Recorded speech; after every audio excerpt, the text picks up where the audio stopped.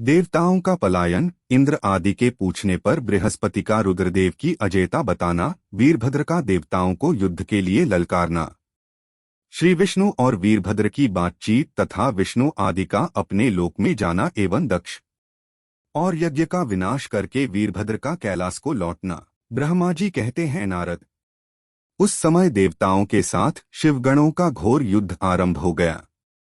उसमें सारे देवता पराजित हुए और भागने लगे। वे एक दूसरे का साथ छोड़कर स्वर्गलोक में चले गए। उस समय केवल महाबली इंद्र आदि लोकपाल ही उस दारुण संग्राम में धैर्य धारण करके उत्सुकतापूर्वक खड़े रहे। तदंतर इंद्र आदि सब देवता मिलकर उस सम्रांगण में बृहस्पति जी को विनीत भाव से नमस्कार करके पूछने लगे। लोकपाल बोले, गुरुदेव बृहस्पति, तात, महाप्राज्ञ, दयानिधे, शीघ्र बताइए, हम जानना चाहते हैं कि हमारी विजय कैसे होगी। उनकी यह बात सुनकर बृहस्पति ने प्रयलपूर्वक भगवान शंभु का स्मरण किया और ज्ञान दुर्बल महेंद्र से कहा।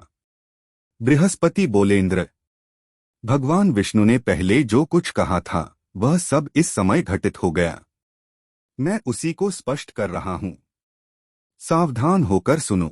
समस्त कर्मों का फल देने वाला जो कोई ईश्वर है वह कर्ता का ही आश्रय लेता है। कर्म करने वाले को ही उस कर्म का फल देता है।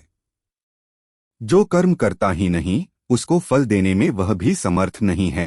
अतः जो ईश्वर को जानकर उसका आश्रय लेकर सत्कर्म करता है उसी को उस कर्म का फल मिलता है, ईश्वरद्रोही को नहीं। न मंत्र, न औषधिया, न समस्त आभिचारिक कर्म, न लौकिक पुरुष, न कर्म, न वेद, न पूर्व और उत्तर मीमांसा तथा न नाना वेदों से युक्त अन्यान्य शास्त्र ही ईश्वर को जानने समर्थ होते हैं, ऐसा प्राचीन विद्वानों का कथन है। अनन्य शरण भक्तों को छोड़कर दूसरे लोग संपूर्ण वेदों का 10,000 बार स्वाध्याय करके भी महेश्वर को भलीभांति नहीं जान सकते, यह महाश्रुति का कथन है। अवश्य भगवान शिव के अनुग्रह से ही सर्वथा शांत, निर्विकार एवं उत्तम दृष्टि से सदाशिव के तत्व का साक्षात्कार ज्ञान हो सकता है। सुरेश्वर, क्या कर्तव्य है और क्या अकर्तव्य, इसका विवेचन करना अभीष्ट होने पर मैं जो इसमें सिद्धि का उत्तम अंश है उसी का प्रतिपादन करूंगा। तुम अपने हित के लिए उसे ध्यान देकर सुनो। इंद्र, तुम लोकपालों के साथ आज नादान बनकर दक्षयज्ञ में आ गए। बताओ तो यहाँ क्या पराक्रम करोगे। भगवान रुद्र जिनके सहायक हैं, ऐसे ये परम क्रोधी रुद्रगण इस यज्ञ में विघ्न डालने के लिए आए हैं और अपना काम पूरा करेंगे, इसमें संशय नहीं है। मैं सत्य सत्य कहता है कि इस यज्ञ के विघ्न का निवारण करने के लिए वस्तुतः तुम में से किसी के पास भी सर्वथा कोई उपाय नहीं है। बृहस्पति की यह बात सुनकर वे इंद्र सहित समस्त लोकपाल बड़ी चिंता में पड़ गए। तब महावीर रुद्रगणों से घिरे हुए वीरभद्र ने मन ही मन भगवान शंकर का स्मरण करके इंद्र आदि लोकपालों को डॉटा और इसके पश्चात रुद्रगणों के नायक वीरभद्र ने रोष से भरकर तुरंत ही संपूर्ण देवताओं को तीखे बाणों से घायल कर दिया। उन बाणों की चोट खाकर इंद्र आदि समस्त सरेश्वर भागते हुए 10 दिशाओं में चले गए। जब लोकपाल चले गए और देवता भाग खड़े हुए तब वीरभद्र अपने गणों के साथ यज्ञशाला के समीप गए। उस समय वहां विद्यमान समस्त ऋषि अत्यंत भयभीत हो परमेश्वर श्रीहरि से रक्षा की प्रार्थना करने के लिए सहसा नतमस्तक हो शीघ्र बोले, देवदेव, रमानाथ, सर्वेश्वर, महाप्रभो, आप दक्ष के यज्ञ की रक्षा कीजिए। आप ही यज्ञ हैं, इसमें संशय नहीं है। यज्ञ आपका कर्म, रूप और अंग है। आप यज्ञ के रक्षक हैं। अतः दक्षयज्ञ की रक्षा कीजिए। आपके सिवा दूसरा कोई इसका रक्षक नहीं है। ब्रह्मा जी कहते हैं, नारद, ऋषियों का यह वचन सुनकर मेरे सहित भगवान विष्णु वीरभद्र के साथ युद्ध करने की इच्छा से चले। श्रीहरि को युद्ध के लिए उद्यत देख शत्रुमर्दन वीरभद्र, जो वीर प्रमथनों से घिरे हुए थे, कड़े शब्दों में भगवान विष्णु को डांटने लगे। ब्रह्मा जी कहते हैं, नारद, वीरभद्र की यह बात सुनकर बुद्धिमान देवेश्वर विष्णु वहां प्रसन्नतापूर्वक हंसते हुए बोले।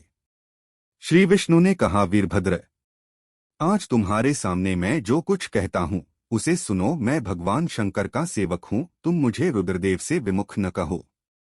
दक्ष अज्ञानी है, कर्मकांड में ही इसकी निष्ठा है। इसने मूर्तावश पहले मुझसे बारंबार अपने यज्ञ में चलने के लिए प्रार्थना की थी। मैं भक्त के अधीन ठहरा, इसलिए चला आया। भगवान महेश्वर भी भक्त के अधीन रहते हैं। तात दक्ष मेरा भक्त हैं, इसीलिए मुझे यहां आना पड़ा है। रुद्र के क्रोध से उत्पन्न हुए वीर, तुम रुद्र तेज स्वरूप से उत्तम प्रताप के आश्रय हो, मेरी प्रतिज्ञा सुनो। मैं तुम्हें आगे बढ़ने से रोकता हूं और तुम मुझे रोको। परिणाम वही होगा जो होने वाला होगा। मैं पराक्रम करूंगा। ब्रह्मा जी कहते हैं, नारद। भगवान विष्णु के ऐसा कहने पर महाबाहु वीरभद्र हंसकर बोला, आप मेरे प्रभु के प्रिय भक्त हैं, यह जानकर मुझे बड़ी प्रसन्नता हुई है। इतना कहकर गणनायक वीरभद्र हंस पड़ा और विनय से नतमस्तक हो बड़ी प्रसन्नता के साथ श्री विष्णुदेव से कहने लगा। वीरभद्र ने कहा, महाप्रभु, मैंने आपके भाव की परीक्षा के लिए कड़ी बातें कही थीं। इस समय यथार्थ बात कहता हूं, सावधान होकर सुनो।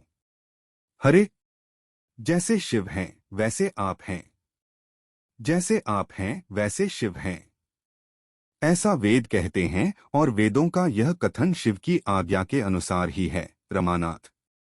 भगवान शिव की आज्ञा से हम सब लोग उनके सेवक ही हैं, तथापि मैंने जो बात कही है वह इस वाद विवाद के अवसर के अनुरूप ही है। आप मेरी हर बात को आपके प्रति आदर के भाव से ही कही गई समझिए। ब्रह्मा जी कहते हैं, वीरभद्र का यह वचन सुनकर भगवान श्रीहरि हंस पड़े और उसके लिए हितकर वचन बोले। श्री विष्णु ने कहा, महावीर, तुम मेरे साथ निशंक होकर युद्ध करो। तुम्हारे अस्त्रों से शरीर के भर जाने पर ही मैं अपने आश्रम को जाऊंगा। अगर आप हमारे ज्ञान चैनल पर नए हैं तो सब्सक्राइब कीजिए, लाइक कीजिए, शेयर कीजिए, ताकि ऐसे ही अच्छी अच्छी वीडियोज हम आपके लिए लाते रहे, और घंटी का बटन दबा दे ताकि नया वीडियो सबसे पहले आपको मिले। और यदि आप भोलेनाथ के भक्त हैं तो कमेंट में हर हर महादेव लिखना ना भूलिए। धन्यवाद।